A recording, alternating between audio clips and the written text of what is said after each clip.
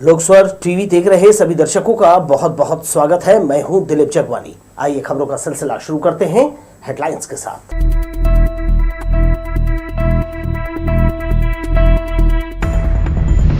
8 फरवरी को रायगढ़ से छत्तीसगढ़ में प्रवेश करेगी राहुल गांधी की न्याय यात्रा, कांग्रेसियों में उत्साह। राज्य शासन ने किया बड़ा प्रशासनिक फेरबदल, लगभग 46 पुलिस अधिकारियों का तबादला। सौतेले बेटे से तंग आकर मां ने भाइयों के साथ मिलकर की हत्या, 2 नाबालिग सहित 4 आरोपी गिरफ्तार। और पति पत्नी के झगड़े ने पकड़ा तूल, वकील पर मामला दर्ज, एसपी कार्यालय का घेराव।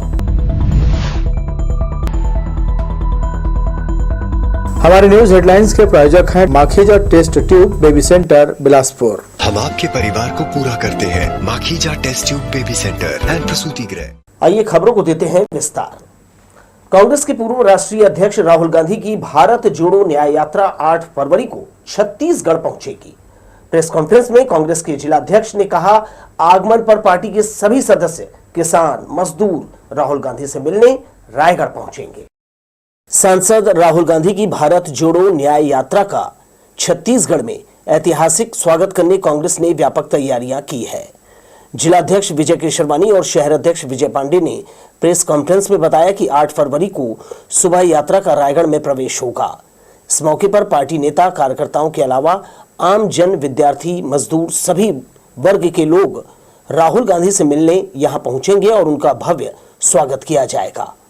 उन्होंने कहा, प्रदेश के रायगढ़, सक्ती, कोरबा होते हुए अंबिकापुर, सरगुजा समेत 7 जिलों में 536 किलोमीटर का सफर 5 दिनों में तय करेंगे। इस दौरान पूर्व राष्ट्रीय अध्यक्ष राहुल गांधी यहां कई सभाओं को संबोधित भी करेंगे। दोनों अध्यक्षों ने कहा, देश बेरोजगारी, महंगाई, सांप्रदायिक विद्वेष के दौर से गुजर रहा है। ऐसे में राहुल गांधी की न्याय पदयात्रा लोगों के जख्मों में मरहम का काम करेगी। देश में बेरोजगारी नफरत पैदा कर रही है।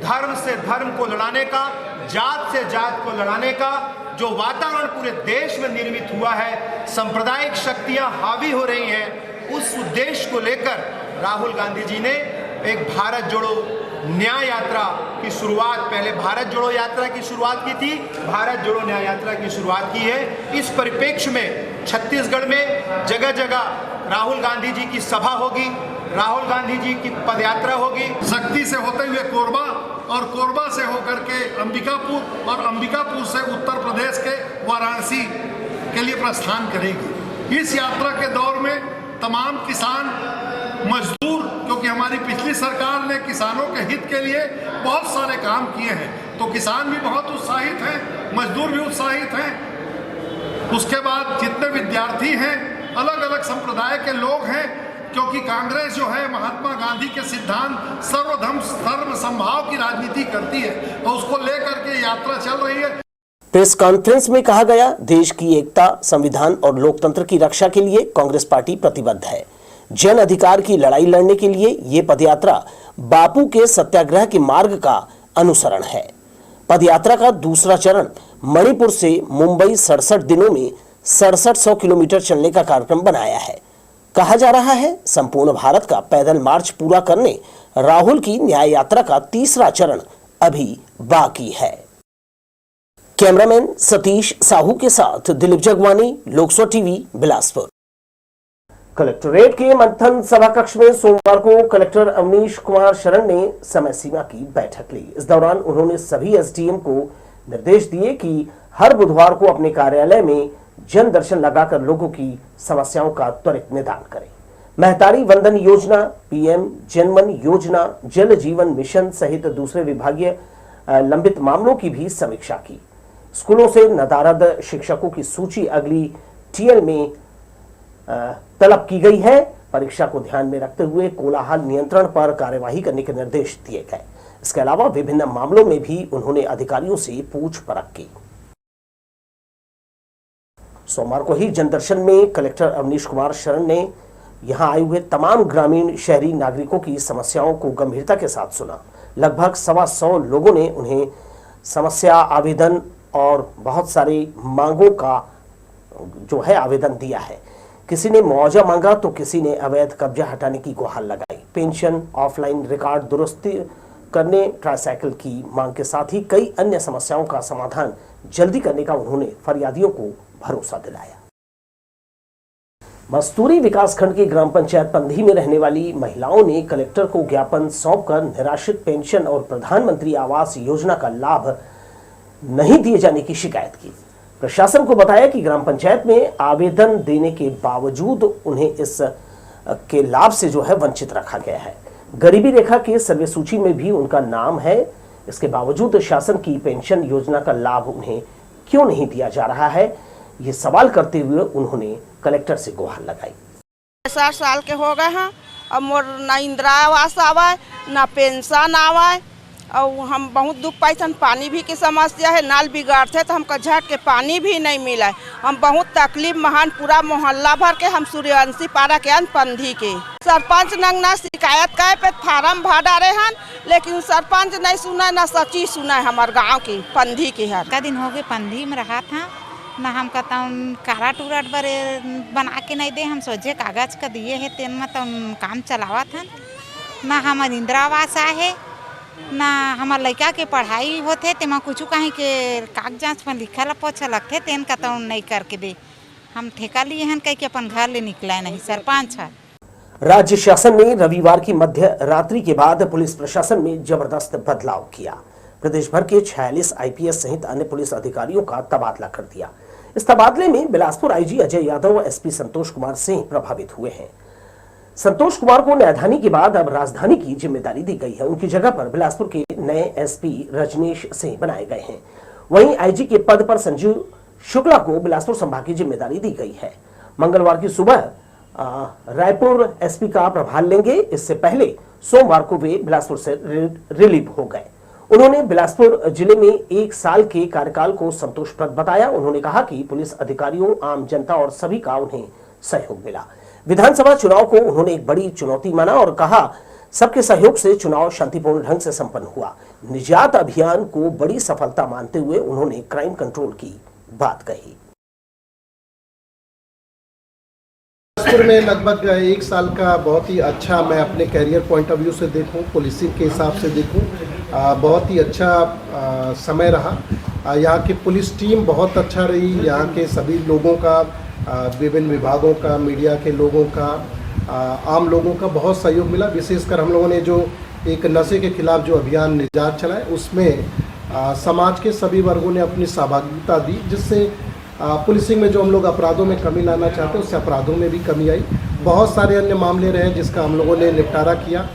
इसी बीच विधानसभा चुनाव भी रहे, जिसको शांतिपूर्ण तरीके से संपन्न कराना एक चुनौती थी, लेकिन पूरी पुलिस टीम ने, एडिशनल एसपी, सीएसपी, थाना प्रभारियों की जो मेहनत है उसमें इसमें काम आई और काफ़ी अच्छा समय मेरा बिलासपुर में रहा।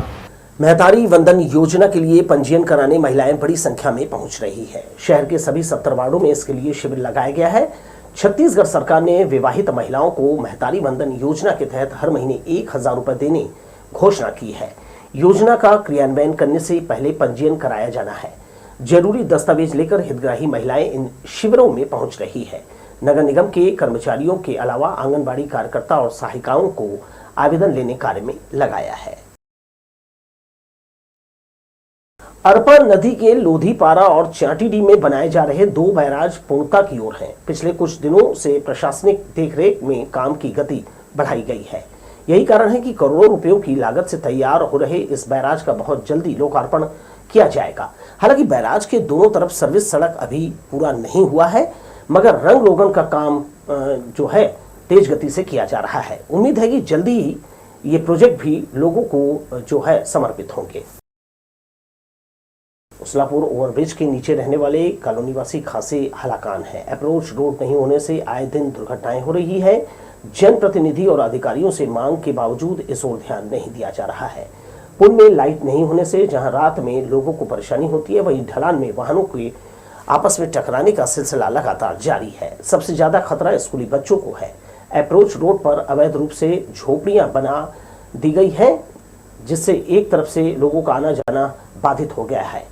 इस संबंध में कई बार प्रशासन का ध्यान आकृष्ट कराया गया। इसके बावजूद कोई भी उनकी मांग पूरा करने तैयार नहीं है। निकट भविष्य में चक्का जाम आंदोलन की चेतावनी स्थानीय लोगों ने दी है। टाइम पर अक्सर होता है कि जैसे हम बिलासपुर तरफ से आते हैं हमको यू टर्न लेके जाना पड़ता है कॉलोनी के लिए। यू टर्न होने के चक्कर में गाड़ियां सब ढलान पे रहती हैं, इधर से गाड़ियां फास्ट में आती हैं, जो है तेज रफ्तार में आती हैं, और हर महीने आप देखेंगे 2-4 एक्सीडेंट यहाँ होना बिल्कुल, किसी से पूछेंगे यहाँ पे 2-4 एक्सीडेंट हमेशा होते रहते हैं। तो रोड के दोनों ओर इतना धूल परत जमा हुआ है, उसमें स्लिप होके एक्सीडेंट अलग हो रहा है। ये ओवर ब्रिज में जो स्ट्रीट लाइट है वो जलता ही नहीं है और काफ़ी खतरा मोल लेके हम लोगों को यू आकार मुड़ना पड़ता है। आए दिन बच्चों को दुर्घटनाओं की संभावनाएं हमेशा रहती हैं और यहाँ पे शाम के टाइम ये अभी देख रहे हैं अपने राइट साइड में, यहाँ ठेले लगते हैं, गुपचुप के ठेले लगते हैं, कुछ बिल्डर्स हैं उनके गाड़ियाँ लगी रहती हैं। इन लोगों के वजह से टर्न लेने में भी समस्या रहती है, रॉन्ग टर्न हम लोग लेते हैं और इस टर्न की वजह से अभी 4 रोज पहले एक बुजुर्ग थे, उनका एक्सीडेंट हुआ था। रात्रि के समय लाइट की सुविधा कुछ नहीं है, वो ब्रिज में अंधेरा ही अंधेरा रहता है, ना ही यहाँ डस्टिंग होती है। इन समस्याओं को लेकर के पूरे कॉलोनी के लोग अति भयभीत हैं। सिरगिट्टी थाना क्षेत्र के फदाखार जंगल में मिली युवक की लाश के मामले में पुलिस ने आरोपियों को गिरफ्तार कर लिया है। एसपी संतोष कुमार सिंह ने मामले का खुलासा करते हुए बताया कि आरोपी हेमलता साहू का उसके सौतेले बेटे रवि साहू से आए दिन विवाद होता था, जिससे उसकी सौतेली मां हेमलता परेशान थी। उसने अपने नाबालिग भाइयों के साथ मिलकर अपने सौतेले बेटे रवि की हत्या की साजिश रची। चांपा क्षेत्र में रवि की हत्या करने के बाद उसके शव को सिरगिट्टी थाना क्षेत्र के फदाखार जंगल में लाकर बोरी में छिपा दिया और उसे जलाने की भी कोशिश की। अज्ञात लाश की सूचना पर सिरगिट्टी पुलिस ने जब शव का पंचनामा किया तो उसकी जेब से ऐसा साक्ष्य मिला जिससे पुलिस आरोपियों तक पहुंच गई। पुलिस ने मामले में सौतेली मां हेमलता साहू और उसके दोनों नाबालिग भाइयों को आरोपी बनाया है। घटना में प्रयुक्त वाहन पुलिस ने बरामद किया है और चालक सुनील यादव को भी आरोपी बनाकर गिरफ्तार किया है। 4 लोगों ने मिलके जो रविंद्र साहू उसकी हत्या कर दी और 31 तारीख को जांजगीर में उन्होंने हत्या की और उस हत्या करने का रीज़न ये था कि आए दिन जो उस आदमी का इस महिला से और इसके बच्चों से हमेशा विवाद होते रहता है ना। ये सौतेला बेटा था वो जिसका इन्होंने मर्डर किया है, तो प्रॉपर्टी को लेके विवाद होता था। उस दिन विवाद बहुत ज़्यादा बढ़ा, लोहे की पाइप से मर्डर कर दिया और उसको शव छिपाने के लिए 31 तारीख की घटना है, यहाँ लेके आए फदाखार जंगल में डिस्पोज करने की कोशिश की। फिर सोचा कि कहीं ये पता चल जाएगा तो पहचान छुपाने के लिए उस पर बोरा रख के उन्होंने आग लगा दी। डायल 112 के आरक्षक विश्व दीपक खूंटे से मारपीट करने वाले वकील के खिलाफ सरकंडा पुलिस ने शासकीय कार्य में बाधा और 353 सहित कई धाराओं के तहत कार्यवाही की है। गौरतलब है कि रविवार की शाम आरोपी वकील अनुराग पांडे अपनी पत्नी सुरभि पांडे के साथ मारपीट कर रहा था। इसकी सूचना सुरभि के जेठ आशुतोष पांडे ने डायल 112 को दी। सूचना मिलने पर पहुंची टीम जैसे ही आरोपी वकील अनुराग पांडे के घर आई, उसने आरक्षकों के साथ अभद्रता करते हुए मारपीट की और पुलिस की वर्दी फाड़ दी। मामले में सरकंडा पुलिस ने आरक्षक विश्व दीपक खूंटे की शिकायत पर आरोपी वकील अनुराग पांडे के खिलाफ 186, 353 सहित विभिन्न धाराओं के तहत कार्यवाही की है। बिलासपुर यातायात पुलिस के द्वारा 15 फरवरी तक सड़क सुरक्षा माह मनाया जा रहा है। यहाँ रोजाना विभिन्न प्रकार के कार्यक्रम कर यातायात नियम का पालन करने और सुरक्षित वाहन चलाने जो है लोगों को जागरूक किया जा रहा है। कार्यक्रम के 20वें दिन देवकी नंदन चौक में यातायात के द्वारा जागरूकता और देशभक्ति गीत संगीत का आयोजन किया गया, जिसमें बड़ी संख्या में समाज सेवी शामिल हुए।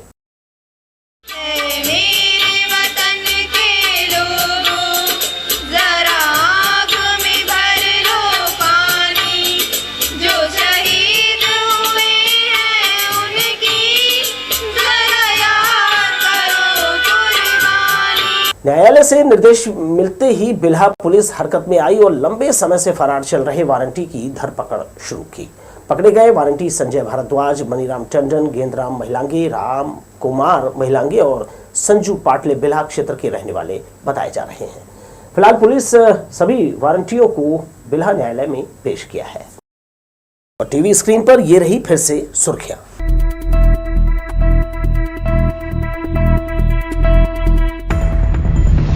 8 फरवरी को रायगढ़ से छत्तीसगढ़ में प्रवेश करेगी राहुल गांधी की न्याय यात्रा, कांग्रेसियों में उत्साह। राज्य शासन ने किया बड़ा प्रशासनिक फेरबदल, लगभग 46 पुलिस अधिकारियों का तबादला। सौतेले बेटे से तंग आकर मां ने भाइयों के साथ मिलकर की हत्या, 2 नाबालिग सहित 4 आरोपी गिरफ्तार। और पति पत्नी के झगड़े ने पकड़ा टूल, वकील पर मामला दर्ज, एसपी कार्यालय का घेराव। हमारे न्यूज हेडलाइंस के प्रायोजक हैं Makhija test tube baby centre Bilaspur. हम आपके परिवार को पूरा करते हैं Makhija test tube baby centre and प्रसूति गृह। हेडलाइंस के बाद आगे बढ़ते हैं खबरों में। सोमवार की दोपहर जिला न्यायालय के वकीलों का दल एसपी कार्यालय पहुंचकर वकील अनुराग पांडे के खिलाफ की गई कार्यवाही का जमकर विरोध करने लगा। उन्होंने कहा कि 112 वाहन की टीम ने वकील के घर पहुंचकर मारपीट और गाली गलौज किया है, जिसकी शिकायत पर पुलिस ने कोई कार्यवाही नहीं की है। उल्टे उनके खिलाफ अपराध दर्ज कर लिया गया है। पुलिस अधीक्षक संतोष कुमार सिंह ने वकीलों की बातों को सुनने के बाद 2 दिन के भीतर इस मामले में जांच कर उचित कार्यवाही का भरोसा दिलाया है। 12 के वाहन चालक और आरक्षक विश्वजीत कुटे और उसके साथ एक बघेल करके वाहन चालक थे, दोनों मेरे घर के अंदर घुसे। तो पत्नी ने दरवाज़ा खोला, बोले कि कैसे आए हैं, तो बोले कि आप लोगों के आपके पति के खिलाफ शिकायत है। तो बोले किसने किया है, तो पत्नी ने बोले मैंने तो किसी प्रकार का आपको फ़ोन किया है ना शिकायत किया है, तो आपने क्यों अंदर घुस के जबरन इनसे विवाद कर रहे हैं। तो मैं बोला भाई मेरे घर अंदर आपको घुसने का परमिशन कैसे मिल गया। तब उनके द्वारा ये कहा गया कि हम तो तेरे को लेके भी जाएंगे और तेरे को बताएंगे कि तेरी वकालत क्या है। और उसके बाद मेरा मोबाइल को पटक के तोड़ा गया उनके द्वारा। मेरे साथ मारपीट करना चालू कर दिए। मेरी पत्नी जब बीच बचाव में आई तो मेरी पत्नी के साथ धक्का मुक्की कर मारपीट किए। एक शिकायत कल मिली थी जिसमें पति पत्नी में विवाद था और उनके पड़ोसी जो उन्हीं के रिश्तेदार ने डायल 112 की गाड़ी को बुलाया था। वहां जाने के बाद वो जब समझाइश दे रहे थे तो ऐसे ही शिकायत मिली है कि अब अधिवक्ताओं का कहना है कि जिस व्यक्ति के खिलाफ शिकायत मिली थी उससे पुलिस ने बदतमीजी की, जबकि आरक्षक ने जो FIR दर्ज कराई है उसमें बताया कि उसके वर्दी भी उसकी फाड़ी और उसके साथ मारपीट किया गया, जिसमें FIR दर्ज है। मेरे पास आज अधिवक्ताओं का दल उनके संघ के लोग आए थे। मैंने पूरी बात उनकी सुनी है और 2 दिन के अंदर मैंने बोला है कि इस घटना में इसको जांच करेंगे और जो उचित कार्रवाई होगा वो हम लोग करेंगे। स्ट्रीट लाइट बंद होने से शाम को हेमूनगर में अंधेरा पसर जाता है। सड़क किनारे पोल में लगे LED बल्ब एक एक कर खराब हो गए हैं। इससे भक्त कंवर राम गेट से शंकर नगर इलाके में अंधेरा है। मुख्य मार्ग के अलावा स्ट्रीट लाइट खराब हो जाने से इन दिनों ब्रिज पर चलना खतरे से खाली नहीं है। आते जाते वाहनों के हेडलाइट की रोशनी आंखों में चुभ रही है। वाहन गुजरने के बाद पुल अंधेरे में डूब जाता है। स्थानीय लोग शिकायत कर चुके, लेकिन कई दिन से यही हाल है। बिजली विभाग ने स्ट्रीट लाइट में सुधार नहीं किया है, जिससे लोगों को राह चलते दुर्घटना का डर सताने लगा है। मगरपारा चौक में जल निकासी के लिए कलवट तैयार किया जा रहा है, जिससे सड़क के एक तरफ से लोग बड़ी मुश्किल से गुजर रहे हैं। यही हालात 1 महीने से जो है अधिक समय से बने हुए हैं। स्थानीय व्यापारियों की माने तो बीच में काफी दिन काम बंद कर दिया गया था। खुदाई करने से काफी दिनों तक गंदे जल की निकासी अवरुद्ध रहने से उठने वाली दुर्गंध से लोग परेशान थे। नाली में ढलाई के बाद अब तक लोगों का आवागमन प्रभावित है। मगरपारा होकर व्यापार विहार और इंदू चौक, अग्रसेन चौक जाने वाले वाहन धारकों की यहां भीड़ लगी रही है। हेमूनगर के अन्नपूर्णा सेक्टर 5 में श्रीमद् महापुराण कथा सुनकर श्रद्धालु आह्लादित हुए। कथा में वर्णित प्रसंगों में मंत्रों का महत्व और उसके प्रभाव के बारे में आचार्य हितेश पांडे ने भक्तों को बताया। पूर्वजों की स्मृति में अन्नपूर्णा सेक्टर 5 में आदित्य परिवार के धार्मिक आयोजन का श्रद्धालुओं को लाभ मिला है। यहां चल रहे श्रीमद् भागवत महापुराण कथा के 4थे दिन कथावाचक आचार्य हितेश पांडे ने गजेंद्र मोक्ष, समुद्र मंथन, रामकृष्ण जन्मोत्सव समेत कई धार्मिक प्रसंगों का वर्णन किया। इस दौरान आचार्य ने शास्त्रों पुराणों में निहित मंत्रोच्चार के प्रभावी असर के बारे में बताया और कहा इन मंत्रों का प्रयोग देवताओं, ऋषि मुनियों ने कल्याण की भावना से किया। इनका शुद्ध मन से जाप आज भी कारगर है। बोले बाबा जब मूत्र द्वार के द्वारा, लघुशंका के द्वारा उनको निकाल भी दिए, तब उनका नाम पड़ा शुक्राचार्य। शुक्राचार्य उनका कैसे पड़ा? मूत्र द्वार के द्वारा उनको निकाल दिए तब उनका नाम पड़ा शुक्राचार्य। और आज भी उनके पास ये मृत संजीवनी मंत्र है। जब असुरों को मार देते हैं तो मृत संजीवनी मंत्र के द्वारा उनको जिंदा कर देते हैं। सुबह पूजा और दोपहर से शाम तक यहाँ कथा की अविरल धारा बह रही है, जिसमें श्रीमद् भागवत के दिल को छूने वाले प्रसंग सुनकर श्रद्धालु भाव विभोर हो रहे हैं। कैमरामैन सतीश साहू के साथ दिलीप जगवानी, लोकसभा टीवी, बिलासपुर। मुख्य मार्ग के मंगला चौक से लेकर भीतर तक सड़क पूरी तरह जर्जर हो चुकी है। ग्राम पंचायत से नगर निगम में शामिल होने वाले इस इलाके को अभी भी ग्राम पंचायत ही माना जा रहा है। ऐसा नगर निगम की कार्यशैली से प्रतीत होता है। कई बार मांग करने के बावजूद अब तक सड़क का जीर्णोद्धार नहीं किया है। इसी के चलते कई तरह की दुर्घटनाएं हो रही है। धूल के साथ इस सड़क में आए दिन नागरिकों को जाम जो है लगता है उसका सामना करना पड़ता है। कई बार ज्ञापन और शिकायत करने के बावजूद सड़क का कायाकल्प नहीं किया गया है। यही वजह है कि लोग बेहद परेशान हैं। मुख्य मार्ग पर स्थित शेफर स्कूल में प्रवेश द्वार से लेकर स्कूल परिसर में सीसी सड़क बनाए जाने की मांग लगातार की जा रही है। यह स्कूल कई दृष्टिकोण से काफी महत्वपूर्ण है। बरसों पुराने इस भवन में कई बड़े अधिकारियों ने पढ़ाई पूरी की है। इस स्कूल में विधानसभा चुनाव से लेकर तमाम तरह के चुनाव संपन्न कराए जाते हैं, मगर स्थिति कभी भी इसे सुधारने की कोशिश नहीं की गई है। राज्य शासन से मांग किए जाने के बावजूद आज भी स्थिति जस की तस है। सोमवार को जनदर्शन में स्कूल के प्रिंसिपल सहित शिक्षकों ने सीसी सड़क बनाए जाने की मांग जिला प्रशासन से की है। हमारे पाठशाला में जो है सीसी रोड बनना है, क्योंकि पाठशाला जो है मतदान केंद्र भी है, निर्वाचन का भी काम होता है, परीक्षाओं का भी काम होता है। वहाँ विद्यार्थी भी पढ़ते हैं। बारिश के दिनों में बहुत तकलीफ़ होती है, पानी कीचड़ हो जाता है। इसलिए हम लोग जो है इस काम के लिए जनदर्शन में भी आए हैं। इससे पहले भी यहाँ आवेदन दिए थे कलेक्ट्रेट्स में। कभी योजनाओं के नाम पर तो कभी सुविधाओं की दरकार को लेकर लोग आवेदन करते हैं और ये आवेदनों का सिलसिला जो है नगर निगम से लेकर जिला प्रशासन तक हर दिन पहुंचता है। लोग जरूरतमंद हैं, उनकी ज़रूरतें बहुत ही सीमित और बुनियादी होती है। इस ओर ध्यान दिया जाना चाहिए। इसके साथ ही दर्शकों मुझे दीजिए विदा और आप देखते रहिए लोकसभा टीवी। नमस्कार।